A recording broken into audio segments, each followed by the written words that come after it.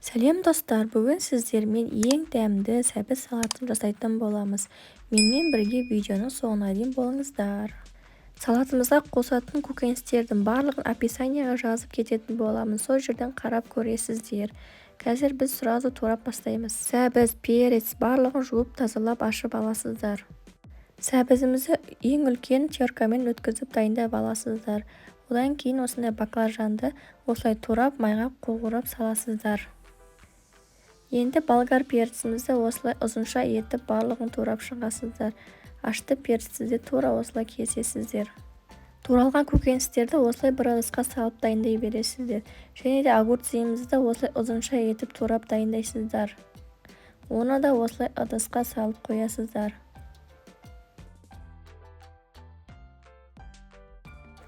Одан кейін біз осындай укроп қосамыз. Укропымызды майдалап осылай турап аласыздар. Және де селерин қосамыз. Селерини де осылай майдалап турап шығасыздар.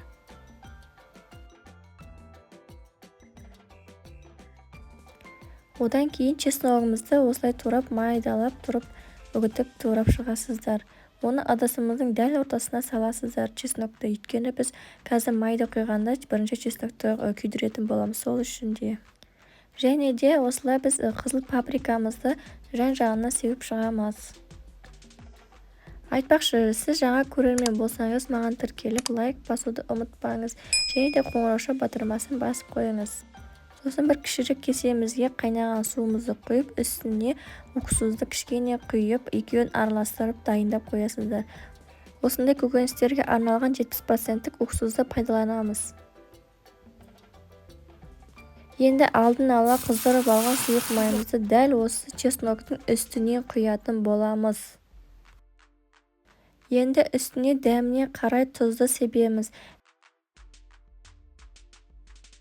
Және де үлкен қасықпен құмшекерді саламыз. Одан кейін дәміне қарай морковь по-корейски деген приправадан салатын боламыз. Келесі үстіне бағана дайындап алған уксус бен суымызды құятын боламыз.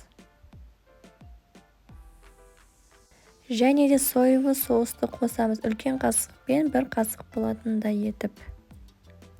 Одан кейін салатқа арналған ақ тұзымызды саламыз. Көкөністеріміздің барлығын жақсылап турап салып алдық. Енді осының барлығын жақсылап араластыратын боламыз. Салатымыз дайын болып шықты. Енді бұны қонақтарыңызға ұсына беріңіздер. Өте дәмді болып шығады. Міндетті түрде жасап көріңіздер.